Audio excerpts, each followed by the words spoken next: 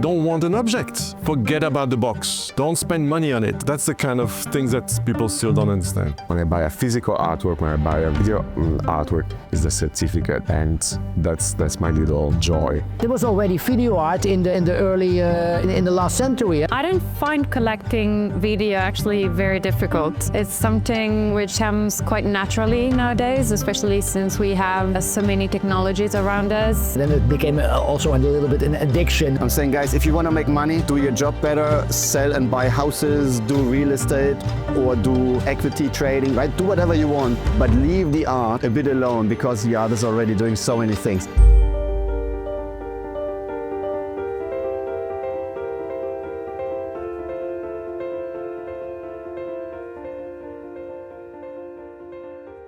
We moved into a new house and the wall's been white, right? So we thought, why don't we put some art in? And then actually we called in Frankfurt the art school and asked if some of the students just invites us to take a look into the studio. And we went to our first artist, Archie, and took a few pieces. And we're following her since then, actually.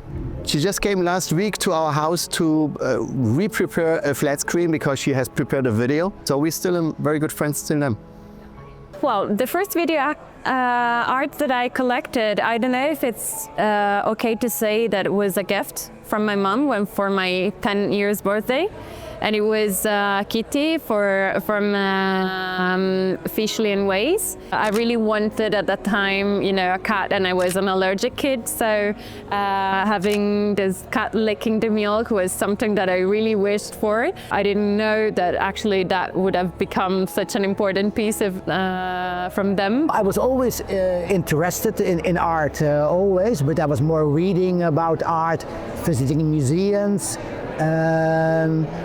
But I never really bought. I never bought art. And then, on a certain day, about 22 years ago, I entered a gallery, and there was a painterly show from the famous Dutch painter, which I didn't know at that moment, and I got to know the gallerist who was explaining me about his work, and there was one special work with wonderful colors. It's a kind of figurative, abstract painting, which I felt in love with. So in the end, I bought this work, and that was my first artwork. Oh yeah, I was a huge stamp collector. But in stamps I was different. In stamps I did actually both. In stamps I was collecting and really finding new things. I was really investigating in a certain area of a German inflation time. 1990 until 23, but there I was also trading, because I was, collecting, you're coming together with other collectors and you're trading stamps easily. My first case was Damien Hirst. That's a huge. Oh no, it was worth nothing. It was a cheap case back then. It wasn't that sour.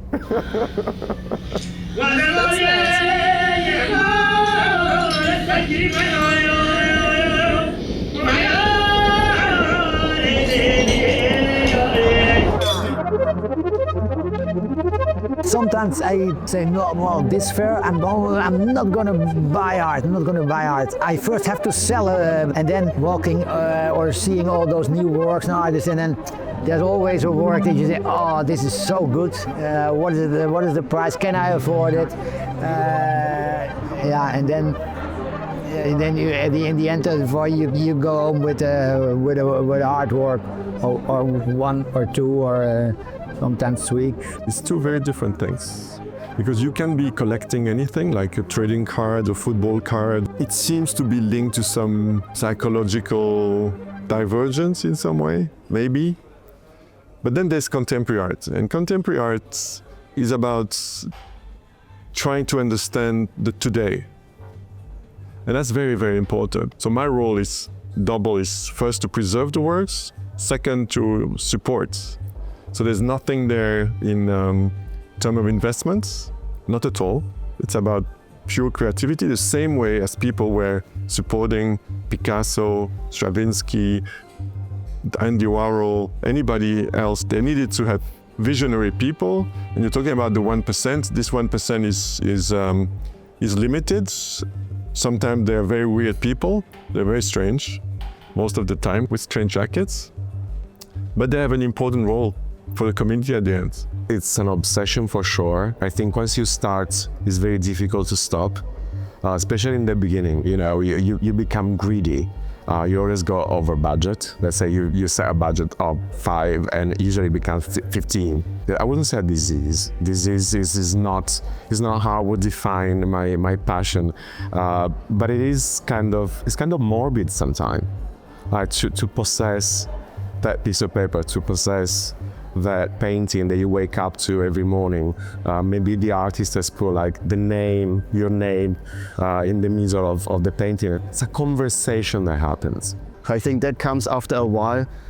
That is a very, very important part of the collection and of collecting, like being responsible for the artworks, responsible for the artist, and make them as visible as you can. Like, you know, spread the word, spread the images, spread the word.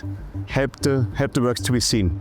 I try to help them out to enter the market through me, filtering all of the things that are like galleries and so on. So I try to put them through institutions first, like art foundations or museums, shows, and so on, until they are ready to actually enter that. So first of all, I try to teach them the etiquette, and not how to hold a knife and fork, but simply how to approach a person, not to be too persistent, not to send too many messages. You know, there is a lot of do's and don'ts.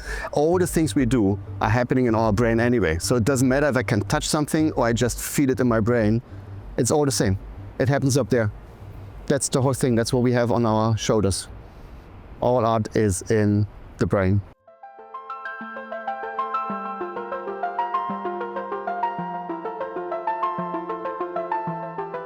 What could be your tip for a new collector? I think inform yourself about all different forms of art, artists, gallerists, books, magazines, and see as much as possible. I like about the jacket, so... And it's interesting because many people would not like it, but then when they see it on someone else, they like it. It's the same as, what I find interesting is sometimes people visit the collection, they say, I really like your collection, but I could not live with it. And how do you live with it? Happily, because fundamentally I'm different. And I accept it and I cultivate it. If I see everyone going left, every single time I will go right. That's a huge difference. So every time people tell you we should go this way, I go that way. So it gives me a total different perspective about and different experiences of the world as well. But it gives also a lot of confidence because very often when I go on the right, I'm alone. I'm more on the beauty side.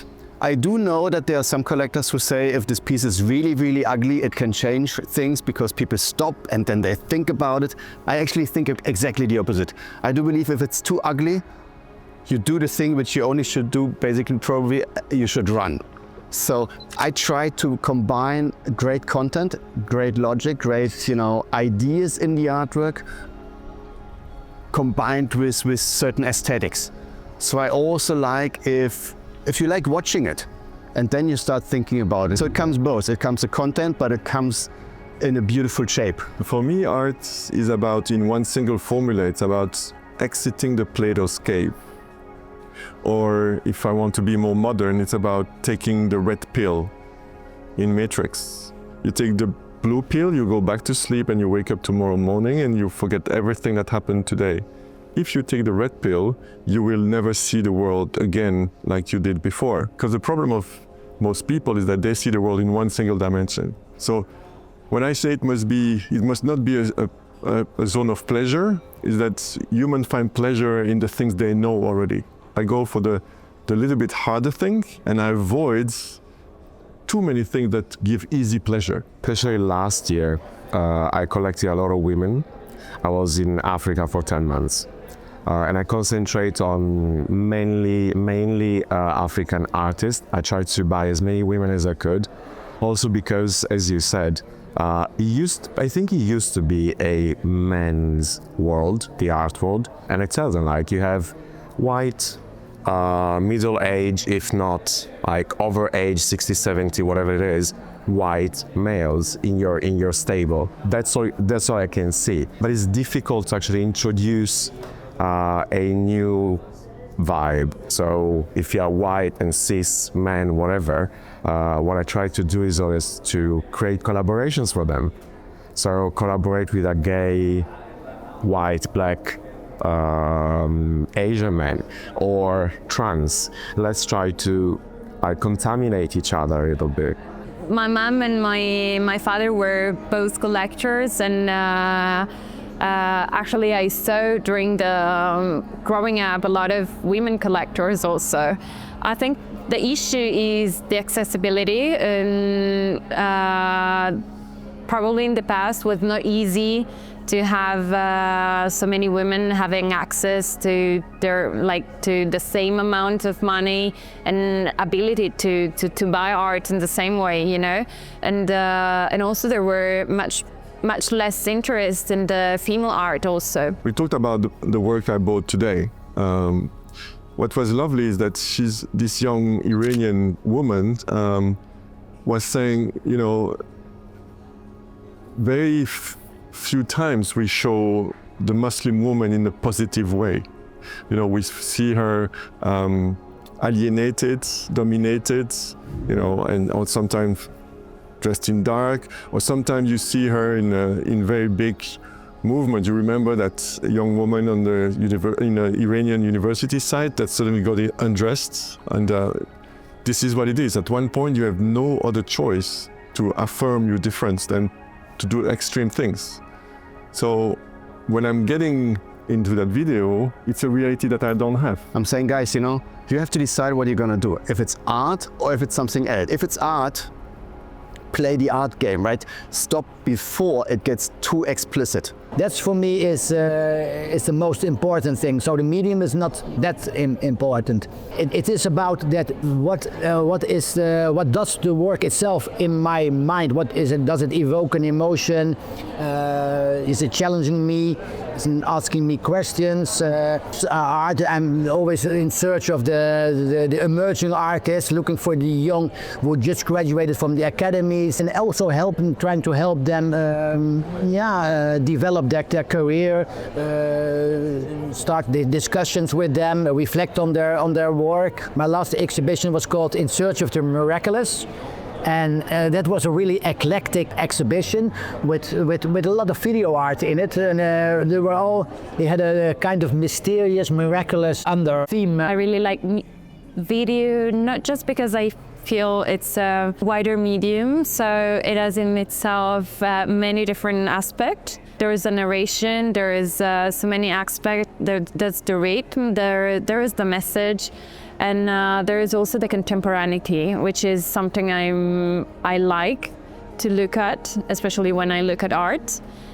So to find something new and interesting, so different from what I've seen before in the art world. But nowadays, I would say there is plenty of women and strong ones and strong collectors in the art field, and I'm so proud of it.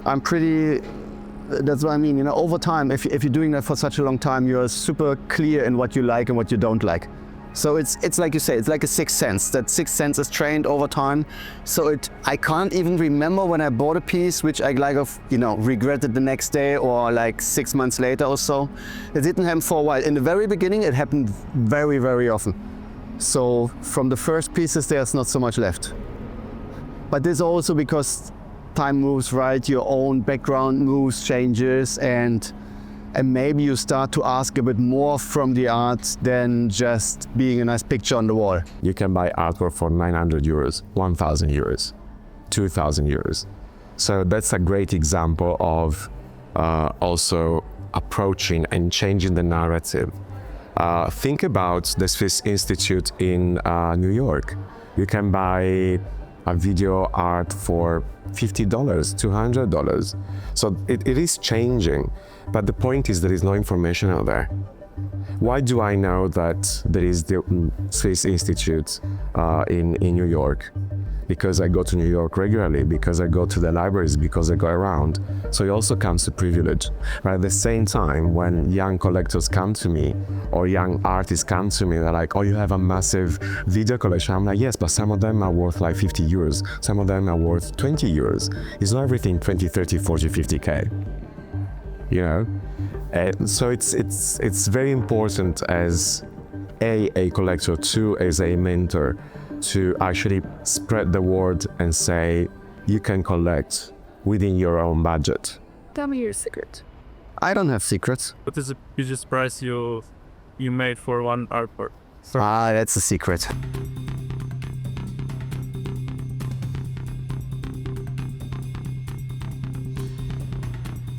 The displeasure of videos is to suffer with the medium. So you say, what do you mean by suffering with the medium? It's because there's no money. I describe why there's no money, because there's no objects. But the problem is the creators of videos are suffering because they get no money for what they do. I'll give you an example. That video that I mentioned I bought here is edition of 3, and it's 9,500 euro. So the total sales for this video is 30,000 euro. Divided by 2 between the gallerist and the artist will get 15,000 euro at best. Probably you would be paid better if you were working at a McDonald's than selling that video for 15,000.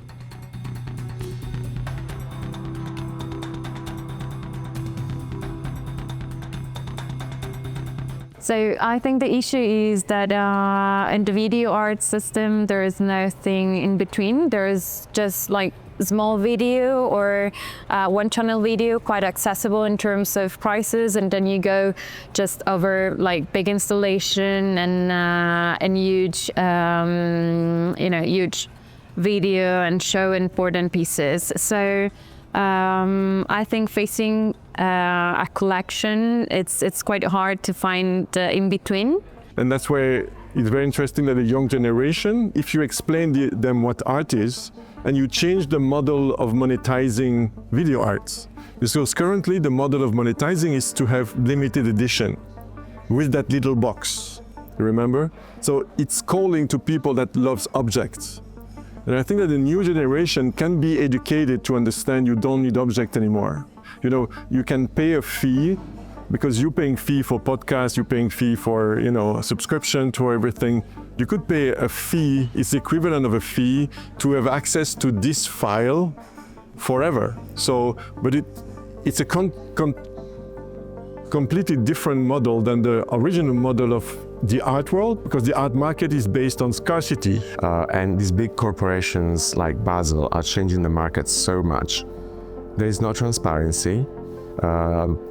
And this is very controversial, but I'm gonna say, I got quite a few gallerist friends. They say all art money is dirty money. Think about Portugal. I have friends in Portugal that they have art foundations that are worth 10, 20, 30, 50, 100 million euros, but they didn't open the art foundation because they wanted to display the artwork. It's because the government started chasing them. So they had to show that everything was properly invoiced, properly paid for from the bank account.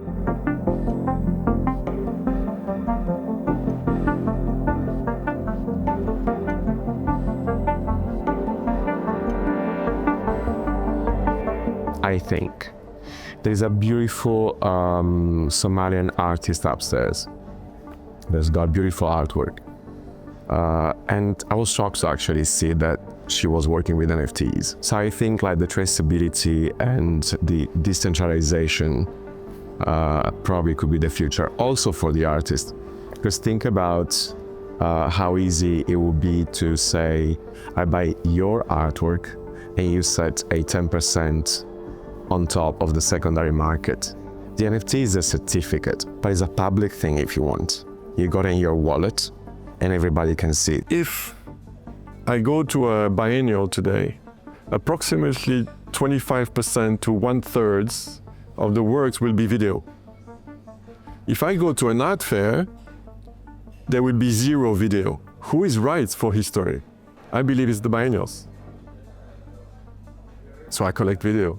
Yeah, but I think this will happen automatically because, the younger generation nowadays is only on social media and everything, and it's very visually attractive. I think automatically video art will become more and more popular through the younger generations. It doesn't matter in the end what the media is. Some people prefer moving image. I do because I've grown up with moving image. I like it. I like the storytelling.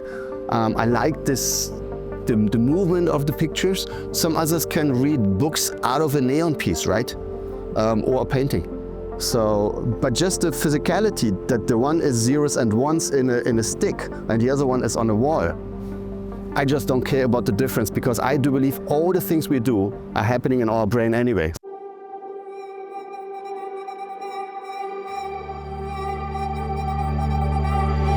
I always say start reading about art.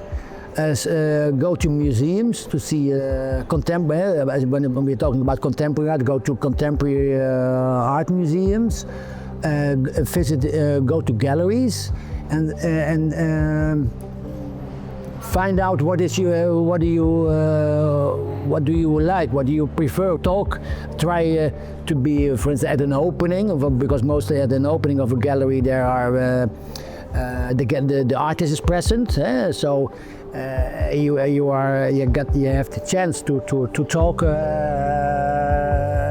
with the artist. So that gives you a lot of luggage to collect, to store it in your mind, and that you have a good base. I have one more mission in life, which is the education of this technology. I believe that if I'm sharing this information with you, I would love for the people that are listening to get this information and make it theirs. Nowadays, I would say there's plenty of women and strong ones and strong collectors in the art field, and I'm so proud of it. So I hope we're going in this direction, actually, and I hope to be just a tiny example for this. I hope that in 100 years from now, people say, "Whoa, Casper had a very good eye, and he really picked those artists which were not really in focus at that time, but later will be appreciated in the Netherlands, but also in worldwide." What matters most is how well you walk through the fire. And I think that's not only for collecting, but that's for life. So the key thing is to look at yourself in the mirror and say, am I able to go outside of my comfort zone? That's the first comment. If you are not, collect something else.